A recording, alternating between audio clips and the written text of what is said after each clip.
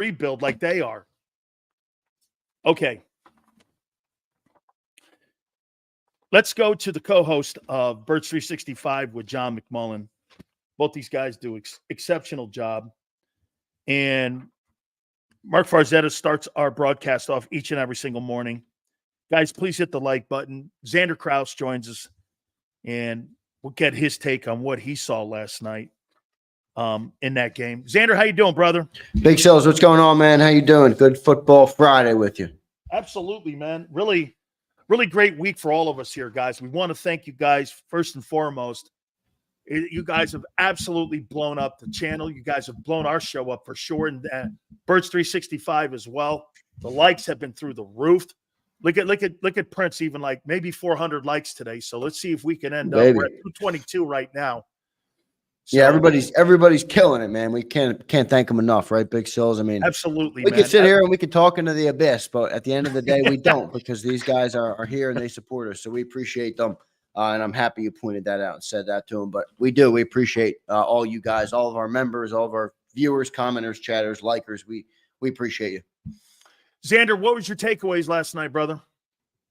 I mean, it's preseason football is ugly football, man. That was one of my first takeaways. That's just an ugly game. 14 a lot of twos and threes. A lot of twos and threes. So it didn't look like it wasn't very pretty, but I thought you had some good takeaways. This is where I love your show, Big Sills, because I was waiting to hear what you had to say, and you definitely expanded my mind a little bit. They definitely expanded my thought process, on everything a little bit. But there's definitely some problems on this football team defensively, and we're going to see, how they're able to mitigate it. But overall, I didn't take too much of it, to be honest. A couple guys I thought stood out, which was a good thing. I thought Nakobe Dean played well again.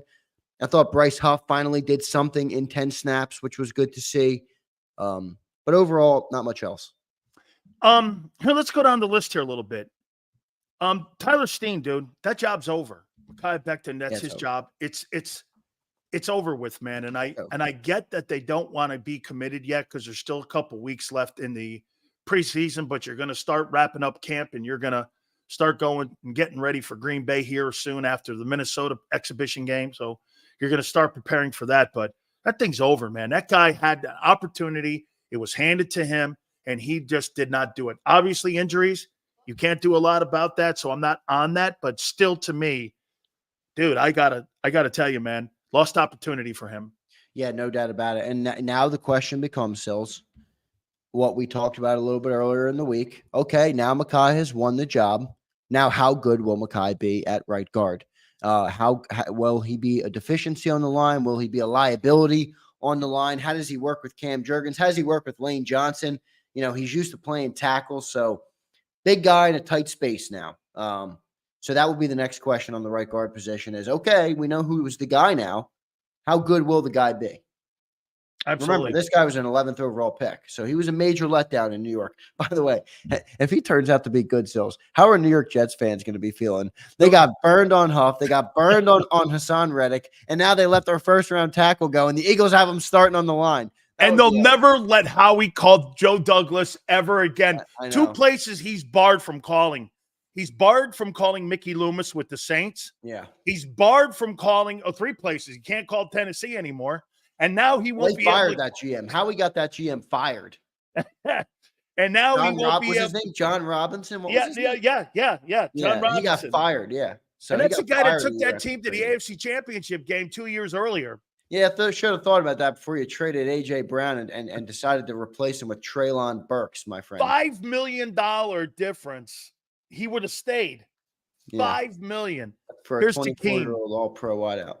Trade QB Kenny Pickett and James Bradbury. Edge Patrick Johnson to the Jets for quarterback Tyrod Taylor. Edge Hassan Reddick. Hey, dude, you're looking for the better end of the deal, I see here. That ain't happening, my friends. Hey, no, Zander, do you understand what I'm saying about Pickett, why Pickett will never lose that number 2 job? Has nothing to do with ability. Has nothing to do. Howie Roseman gave up a 3rd rounder for him, guy. If you diminish him. That's what it was. Was I thought it was a pick swap. I thought it was a 5th. I didn't think it was a 3rd. I thought it was a 5th rounder. Let me look it up. Because, 5th rounder, I'll eat it. But a 3rd rounder, I'm not eating that, dude. If you gave up a third rounder for Kenny Pickett, he'll never lose that job, dude. Let me look at what they traded him for. Because you got by to the way, get Takeem, I appreciate the super chat, but that you want to upgrade our backup quarterback, dump a bogus salary on a cornerback, $11.2 million salary too. Trade us. I think it's Patrick Johnson's a 7th round pick. Maybe he showed some flashes. To get a 4th round pick back, Reddick and Taylor. Hey, Takeem, I like your effort, though. I like your effort, man. Agreed. Appreciate the effort, Takeem, but that ain't happening, my friend. Yeah, no, man. Hey. Let me look at what we traded this dude for. I thought it was a 5th, Xander. I didn't think it was a 3rd. I'll eat a 5th. Okay? All right, so they traded they got back Pickett and a 4th, and then they traded a 3rd. So they technically dropped back 22 spots, and then they gave up 2 7th round picks. So you basically gave up 20. You didn't give up a 3rd. You moved back to a 4th round pick, 22 spots. So however, I don't know how you quantify that. And then they gave up 2 7ths. So okay. 4th round is kind of hard to sit on. I mean, they gave up pick 98. Which probably will wants change, to get back a 3rd, though, dude. You want to get back a 3. Yeah, right. You want to improve on your investment. You're completely right on why they're not naming Tanner McKee. Oh, absolutely. Has Tanner outplayed him? Yes. Did Tanner outplay Marcus Mariota last year? Yes. Wait, Big Sales, I got to tell you something because you didn't catch. I don't think you get the Eagles local broadcast right where you are, obviously. So you watched the NFL Network, which had the Patriots. Yeah, I was watching the Patriot broadcast. Yeah, so in Philly, it was locally on NBC 10, which is like Ross Tucker, your guy Ross Tucker, and shoot, I can't even remember the other guy's name right now. Sorry, I'm blanking on it. But anyway, so they're talking, and social media is going crazy with Tanner McKee should be QB2, and then in perfect form in the 4th quarter, Ross Tucker's like, let's go down to Dave Spadaro on the sideline, and Dave Spadaro's like, I know there's a lot of talk about Tanner McKee being quarterback 2. He will not be the QB2 of this team. The team really likes Kenny Pickett in game. And I'm like, they're watching Twitter erupt in game, and they feel the need to stuff Dave Spadaro out there to quell the commentary online. I thought it was really funny. Just classic controlling of the narrative from the Eagles. Absolutely, by Bob Lang and his boys. Yep. Absolutely. I do want to point this out as we move on here. 6'8", 365, 6'6", 332, 6'3", 303, 6'7", 363, 6'6", 325. I don't know about you, Xander. That's the biggest fucking offensive line I've ever heard of. It's not just seen, heard of. Is it too big, Sills? I know it's a crazy question, but we don't have our quarterback is not tall. He's not. Always remember something, though, Xander. Big guys beat little guys up. Well, from that perspective, no doubt. But can our quarterback see the passing lanes over those guys? I think is a fair question at that point. I mean, look, I'm with you, Abe. Bigger is better, and like Big Sill said, big guys beat up on little guys. That's just how it works. But I don't know, man. Jalen Hurts, he needs like a 5-step drop minimum. 7. No, it could be 9. You might have to pull that Drew Brees 9-step to see over everything. Because Brees was a 6-foot guy, 5'11 and a half guy, and he created this system, and Russell Wilson followed along. Because the lines were so big in front of them, they took deeper drops to go back there. So, let me move on here. Hey, dude, I get off this topic because now, the people in the chat have got me on the pause and all sorts of Diddy stuff. Let's move on, Big Sills. All right. I thought Zach Bond played well last night. Yeah, Zach Bond was flying all over the field, man. Yep. He looked pretty good last night. Good to see finally, but for a guy that doesn't play inside, and like you said yesterday, someone said it lipstick on a pig. Inside, dude. I know, but it's still lipstick on a pig at this position. We're talking up Zach Bond. He's 28 years old. He's never played linebacker in his life. He's been an edge rusher. He's not an off-ball linebacker, and they have him as an off-ball linebacker. This is where, Vic Fangio's earned the credit, right? So he kind of does whatever he wants. Nobody questions it. I think no one yet questions it. No one yet, right? That doesn't mean he's never wrong. I don't think Zach Bond's going to be great. So we'll see, though. I thought it was good that he looked better But hey, get this. There was a sighting last night. And I couldn't believe what I witnessed. I witnessed I don't think Hurts is 6'2", by the way. no, he's not. He's about No, 6'1" I've and a seen half. Hurts. I've met Hurts in person at the Maxwell Awards. I 6'1" met him. max. Yeah. I mean, I'm 5'10", and I almost felt like I was there with him. So 6'1". Yeah, I don't think he's 6'2", but appreciate the comment. Hey, man, I saw Avante Maddox sighting. I thought he made a nice play in the back of the end zone, brought it out. I mean, Zander, I don't think anybody's ever said, I've never heard anyone go, he can't play. I don't think I've ever heard that. But, dude, getting 14 games out of him is a stretch, getting him to be on the field for that amount of games. You get him on the field for 14 games, and he can play that amount of games for you. Bro, that could be a release and bring back that could be better than even Gardner Johnson. Yeah, that's true. That is true. No, I Remember agree. they cut his salary and then brought him back at a cheaper salary.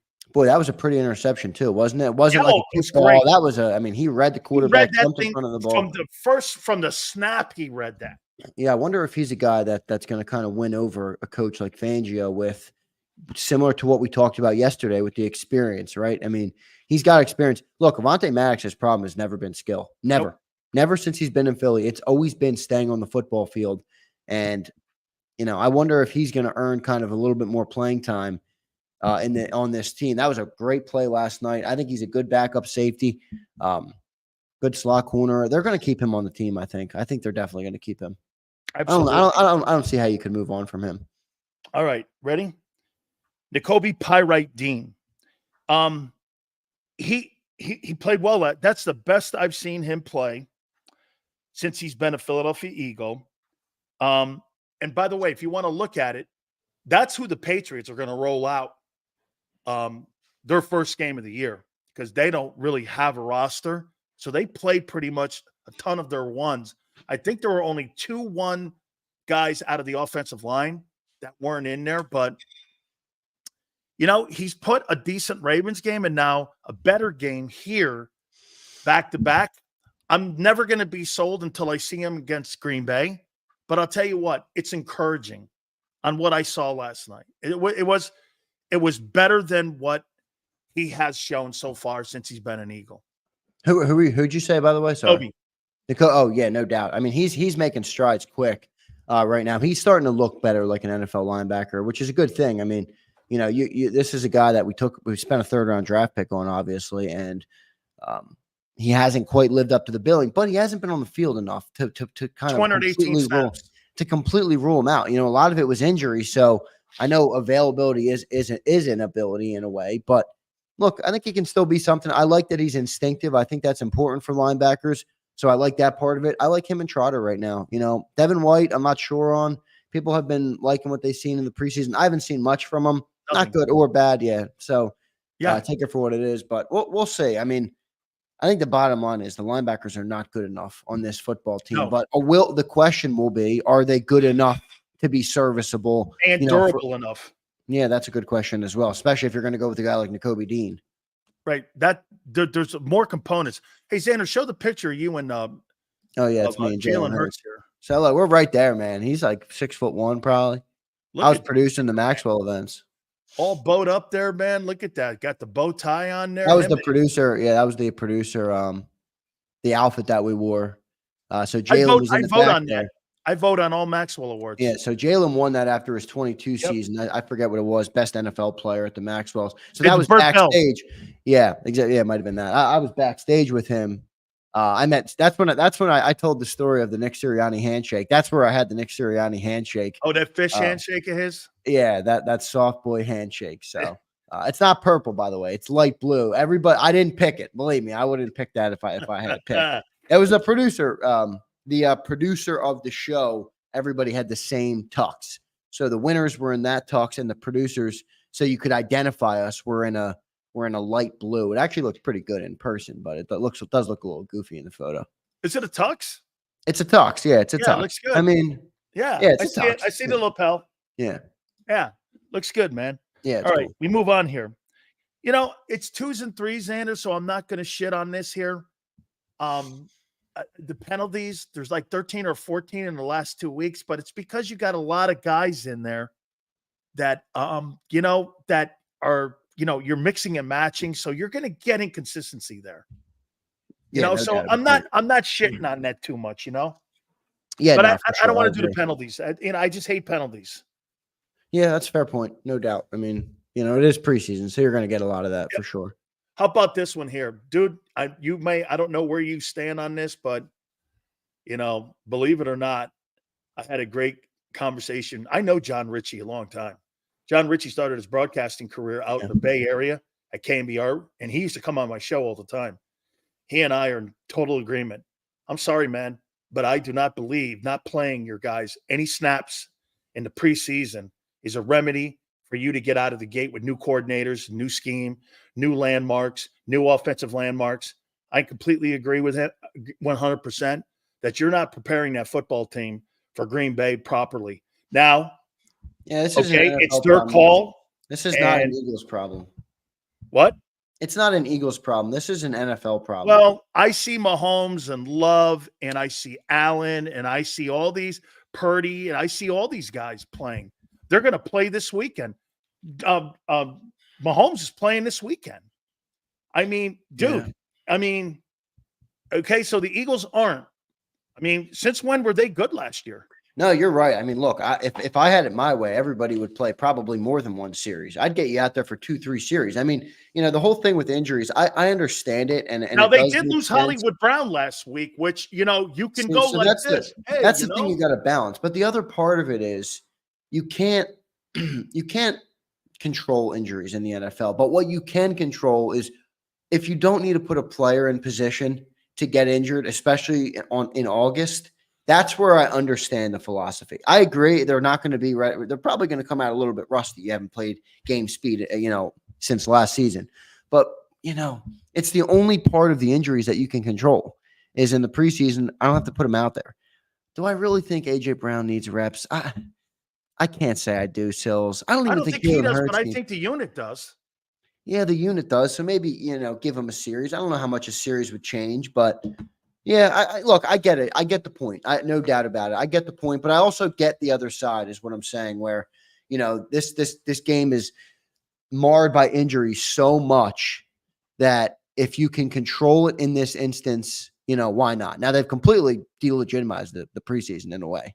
It's almost like put the bottom of the roster guys out there and, it's like Clash of Clans out there. But look, that's where we are. And it's the load management world, Big Sills. It's Mike Fittery puts it in there. It's not just the NBA. In a way, it's the NFL. It's everything. So, well, here's why I bring it up. Jimmy Johnson did a study with Fox, and he was talking about it the other day to me, and he said this: they polled all the trainers in the NFL, and they said because of the lack of playing time in exhibition football and the lack of game preparation, getting ready for September, this is why you have way more lower extremity injuries, is because players are not prepared to play because of the limited practices that you get when you go into September. And that's why you see a lot of ankle injuries. That's why you see a lot of twisted knees, hyperextensions, why you see a lot of that shin injuries, shin splint injuries, turf toe. And most of the trainers came back and said it's just because of the lack of practice time and preparation. That's what I'm saying. It's common knowledge. The more you put your body through, in a way, it's the old saying, it doesn't kill you, makes you stronger. So when you work your body hard, like that consistently, your body's going to be more able to handle it. It's like, what's a good comparison I can draw would be like summer feet. You go down the shore the first week of the summer and you can't walk anywhere, wherever you walk, and then by the end of the summer, the bottom of your feet are like rocks. So I get it from that perspective. It makes complete sense, but it is what it is at this point. What are you going to do? Well, one's going to be right. And in a way, it's all negotiated now too in the CBA with the practices. Yeah, so but you're never going to go back to the intense practices. Yeah, but Nick got called out on it by the reporter. Somebody said to him, Nick, you even said at the end of the year last year that you regretted not playing exhibition football. And all of a sudden, then Nick walks back yesterday and says, well, I probably shouldn't have said that. It just shows you that that's an organizational decision that's being handed down to him That's not a Nick Sirianni decision. Well, yeah, no coach wants to practice less, Big Sills. I mean, none. No, I agree. That's why, again, I mean, it just shows you where he is in the room. Here, let's move on. Look, this is at the bottom line, though. I understand it from this point. It's a business decision, too risky as all. Like, what do you value more, a rusty game or losing A.J. Brown for the season because he, went out there when he didn't need to for a game that meant absolutely nothing? Okay, so like I said, we're willing to potentially give up some losses early in the year, not being ready defensively. You did that yesterday, too. Oh, if you play the young corners, you'll lose. Either play the veteran guys, get ready or not. But that's not true. I mean, just because you make a sacrifice, does it lower your chances or does it have something? So you think playing younger guys less is okay? I didn't say that. I just said it doesn't mean you guaranteed a loss. Oh, yeah. All right. Packers win. That's Big Sills. That's the Big Sills superlatives. Okay, here we go. You play that guy in week 1, you lose 4 straight. No, that's not how it works, Big Sills. All right. Here, let's move on here. I'm not going to kill Nolan Smith for the hit on Drake May, but, dude, I got to tell you, when I watch him play, he's very average. Yes, agreed. He is just completely very average. Doesn't have great pass rush moves. Like, doesn't move around, doesn't do anything. Like, he's an undersized guy. If you're going to be undersized, Big Sills, you got to have good pass rush moves. That's how you're going to get free. And it doesn't look like he has them at all. So, I don't know. I'm getting concerned on him. By the way, I feel good about Jalen Carter. I honestly feel pretty good about Jordan Davis. But these Georgia boys better step up. Everybody, Georgia this, Georgia that. Keely Ringo's been okay in camp so far. Everybody had pretty good expectations for him. He hasn't been great. Jacoby Dean has been a nothing burger now through 2 seasons, going into 3.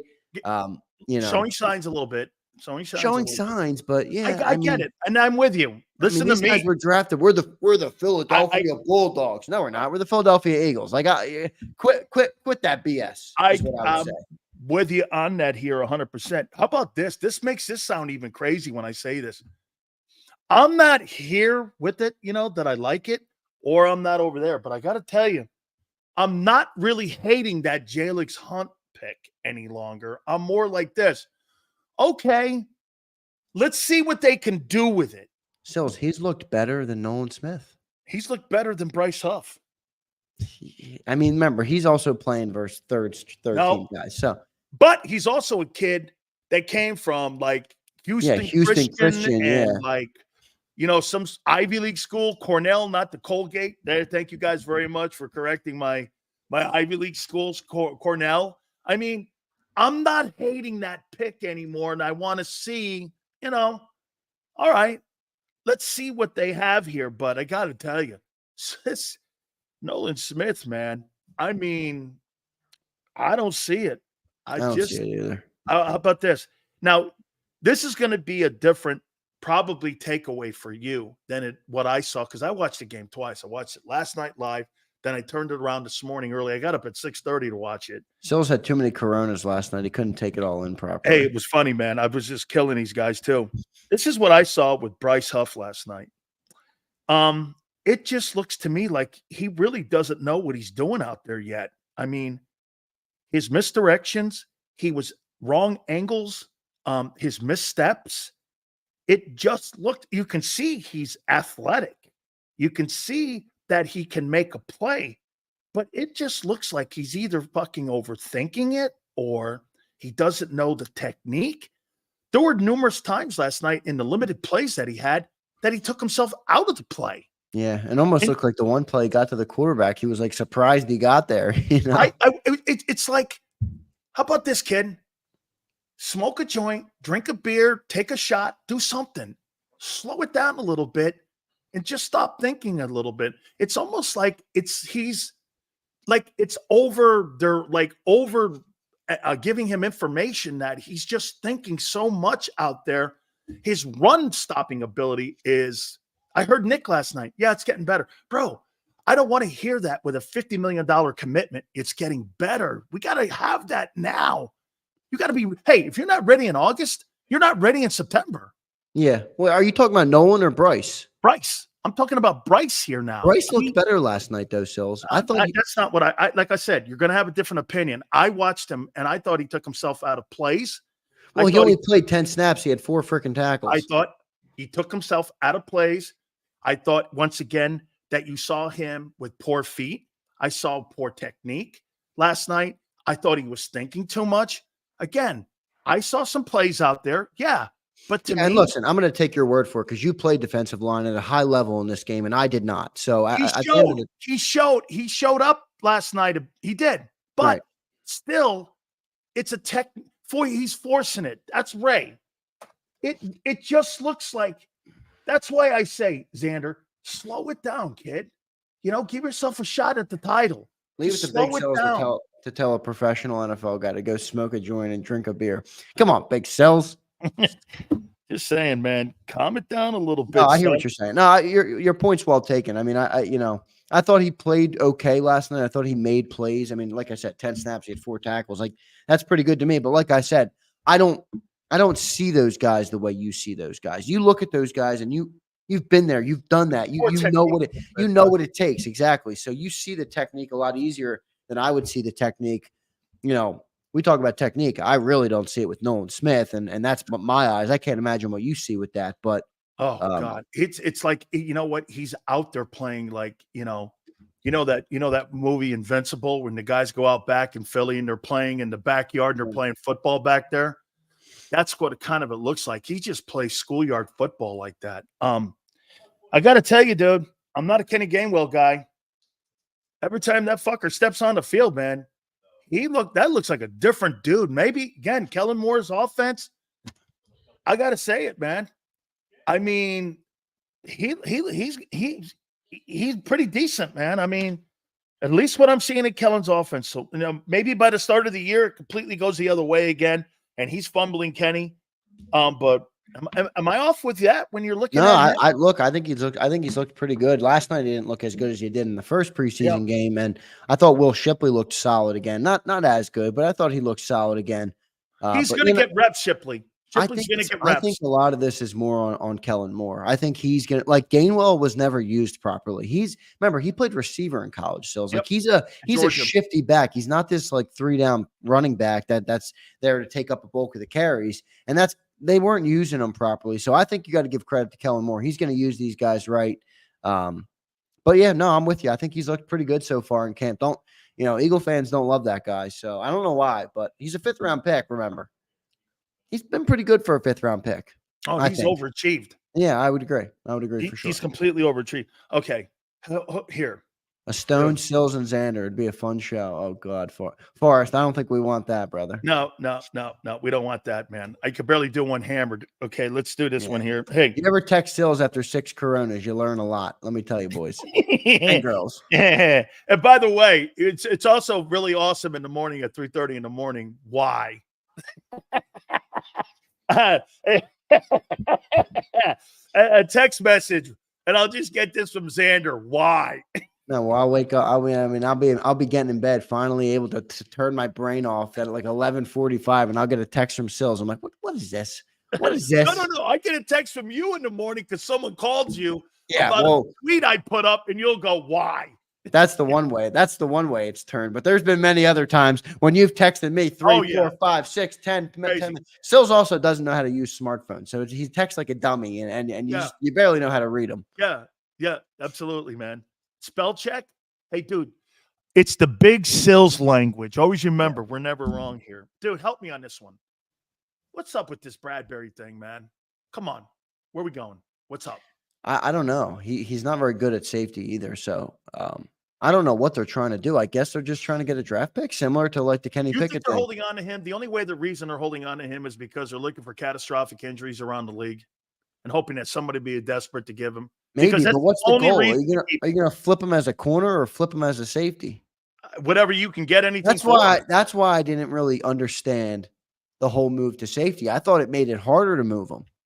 I mean, you had a guy that was an all-pro cornerback 2 years ago. You could have maybe lived on that and got a 5th round pick for him or a 4th round pick for him. Just like the Bears did to us with Robert Quinn. But I don't know. Now they moved him to safety, and people are like, well, he wasn't good enough to play corner on your team. Now you're going to try and trade him to me? I got a theory on this here. Hang on. The creativity of the defensive player used to be very high. You had the hump move, Reggie White, dip move, Von Miller, head slap, my favorite, obviously, from Deacon Jones. It's a different league now. You don't have that shit there any longer. You don't. Prince. It's Prince. not the phone. It's Sills. Hey, Prince. You know what, dude? Eat a cucumber, dude. Eat an eggplant. How's that one for you? Prince has been absolutely ripping apart you Hey, and McMullen this week. Prince, eat a cucumber. Prince is on a legendary run right now as a hater in the chat of the host, which is really hilarious. Prince, good work, brother. How about this one? You know what? You want to hear a crazy theory what they're going to do with Bradbury? Yeah, let's hear it. I mean, somebody I'm open to calls anything at this point. Somebody calls Howie and says, "I'll make you a deal. I'll trade for him. You pick up 50% of the contract. I'll pick up the other 50% of the contract. Doesn't go against. You keep that debt. You have still the $27.7 million on your cap. Everything stays intact. You just lower the fact of the money that you're paying out, and you get maybe a 6th, 7th rounder for him. Somebody picks up half the contract, and Howie agrees to pay half. Now, yeah, teams do that. No, I know teams do it. I mean, I think the Eagles are going to be left with a lot of that salary anyway, but it's already on the books. I mean, what are you going to do? They still. Then why don't you just cut him and take the $4.5 million cap hit? Because they want to see if they can get something for him. And he doesn't want to lose that 4.5. Well, if you're going to eat the 4.5 anyway, don't you might I'm just trying to figure out why they're keeping him then.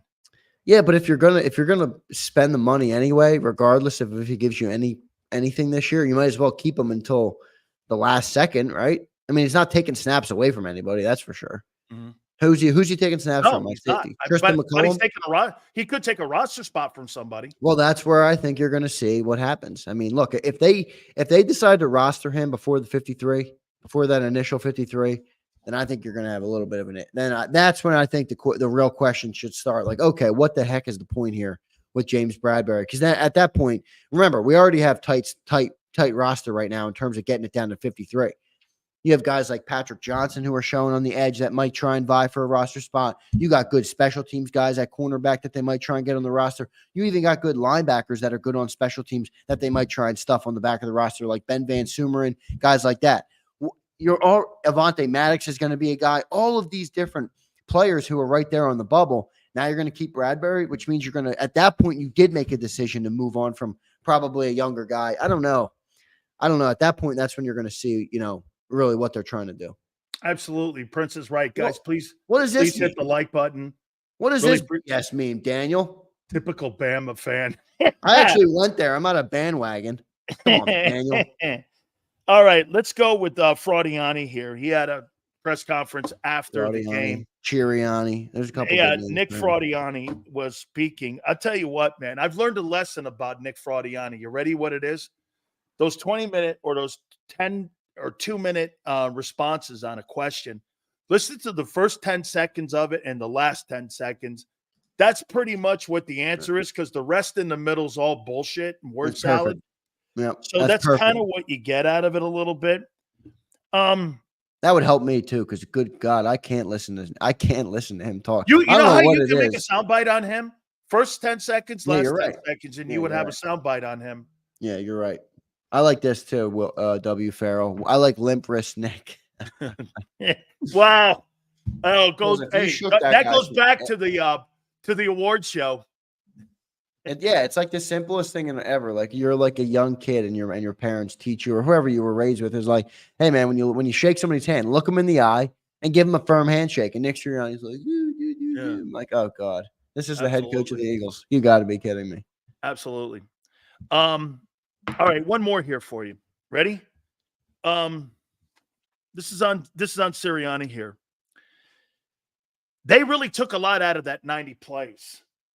They took a ton out of that 90 plays, and they're not just taking any kind of look at the exhibition season at all whatsoever. They don't really care about it. You got a problem with that? You mean the 90 plays? What, the practice on Tuesday? Yeah, the Tuesday practice. I mean, you can't replicate the game reps, but here's the thing: is that preseason? Is that game reps? What you saw last night, was that game reps? Which game environment? Okay, that's fair. I'll give you that. That's practice environment. I mean, are they quality reps? Yeah. For the 2s and 3s? Yeah, those are quality reps. versus the practice reps. How about Yeah, this? just the What you're preseason's weighing gotten so more bad. into that practice than you are into a preseason game? What's that? You're weighing more into a practice than you are I into didn't a say preseason. that. You put Okay, words in my no, I'm mouth. asking you I'm what you're just saying that it's not just one team at this point, it's everybody. So the preseason reps in their own regard have lost some of their value. They didn't have that much value. They had some value, but I think even the value they did have with it, which is what you're talking about, is Yes. more diminished now than ever. Like it doesn't even look like, everybody's going, especially the first team guys. Are they even going full speed? Are they going 100%? Are they, you know what I mean? And at that point, it's like, shit, man.